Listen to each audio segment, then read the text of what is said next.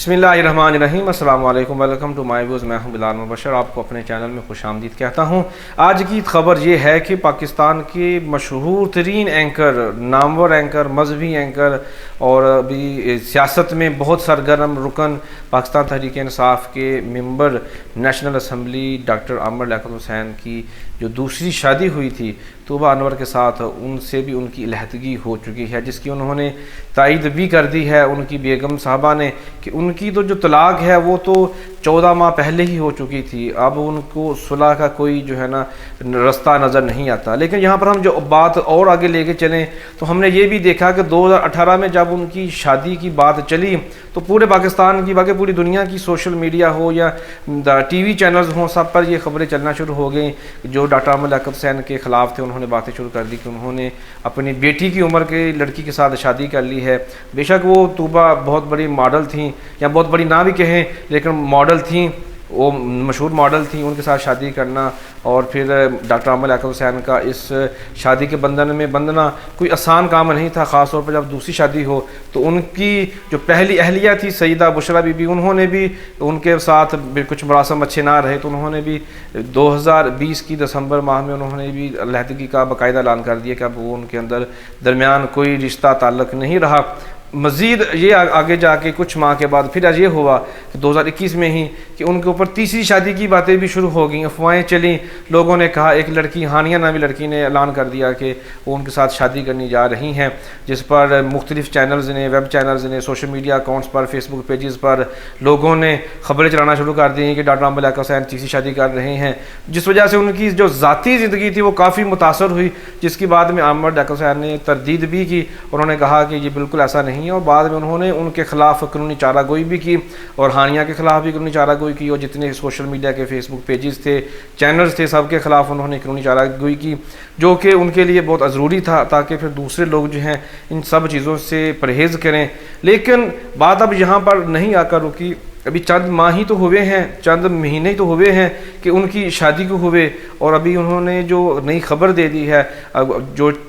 طوبہ انور کی جو کہہ لیں کہ جو پہلے طوبہ عامر تھیں، ان کی جو ٹویٹ ہے اس میں انہوں نے لکھا ہے کہ 14 ماہ قبل ہی ان کی طلاق ہو چکی تھی اور وہ علیحدہ تھے، اب جا کے باقاعدہ انہوں نے علیحدہ ہونے کا اعلان کر دیا ہے، اور ان کے کوئی جو اثرات نظر نہیں آتے کہ ان کے درمیان صلح بھی ہو سکتی ہے۔ بالکل یہ ایک مشکل وقت ہے کسی بھی مرد کے لیے، کسی بھی خاتون کے لیے۔ انہوں نے ریکویسٹ بھی کی ہے ان کی اہلیہ نے کہ ان کی جو پرائیویسی ہے اس کو ملحوظ خاطر رکھا جائے، ان کو ذاتی زندگی میں تنگ نہ کیا جائے، وہ اپنی زندگی میں آگے بڑھنا چاہتی ہیں۔ بے شک یہ مشکل ترین فیصلہ ہوتا ہے، کچھ نہ کچھ تو ایسی مجبوریاں رہی ہوں گی۔ یہ ہر ایک لڑکی کو یہ چاہیے کہ جب بھی کسی ایسے مرد کے ساتھ شادی کی خواہش رکھتی ہیں تو ان کے ذہن میں یہ بات ہونی چاہیے کہ جب یہ اتنے بڑے اسٹار کے ساتھ شادی کر رہی ہیں تو ان کے ارد گرد اور لڑکیاں بھی ہوں گی جو دعوے کریں گی۔ شاد فریدی کی بات کر لیں، ان کے بھی خلاف کتنی لڑکیوں نے دعوے کیے کہ ہم آپ سے شادی کرنا چاہیں گی۔ عمران خان صاحب کی بات کر لیں، ان کو کتنی لڑکیوں نے دعوے کیے کہ ہم آپ کے ساتھ شادی کرنا چاہتی ہیں۔ تو جتنے بھی بڑے اسٹارز ہوتے ہیں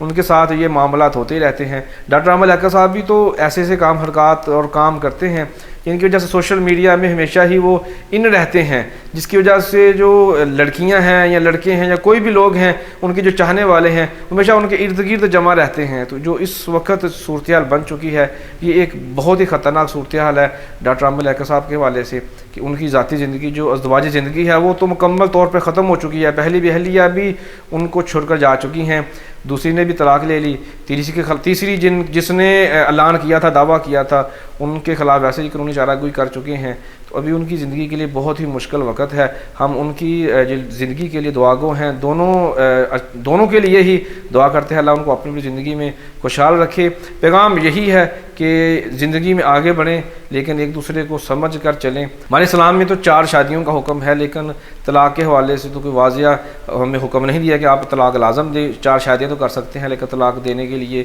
کسی بھی مذہب نے، کسی بھی معاشرے نے، کسی بھی علاقے کے قانون و ضوابط کی بات کر لیں تو اس میں اس کو پسند نہیں کیا گیا، ہمیشہ اس کو ناپسندیدگی کا عمل قرار دیا گیا ہے۔ بے شک اس کی قرآن میں مکمل تفصیل موجود ہے لیکن پھر بھی یہ ناپسندیدہ عمل ہے جو کہ ابھی ہم دیکھ چکے ہیں کہ ہو چکا ہے یہ ڈاکٹر عامر لیاقت اور ان کی اہلیہ کے درمیان۔ ہم ان کے دونوں کے لیے دعا گو ہیں، دعا کرتے ہیں ہیں کہ اللہ ان کو اپنی زندگی میں خوش و خرم رکھے، اور دونوں کو جو بھی نیا پارٹنر ملے وہ ان کے لیے زندگی میں خوشیاں اور برکتیں لے کر آئے۔ ملیں گے پھر کسی نئے روز، نئے موضوع، نئے پیغام کے ساتھ، تب تک مجھے اجازت۔ پاکستان زندہ باد۔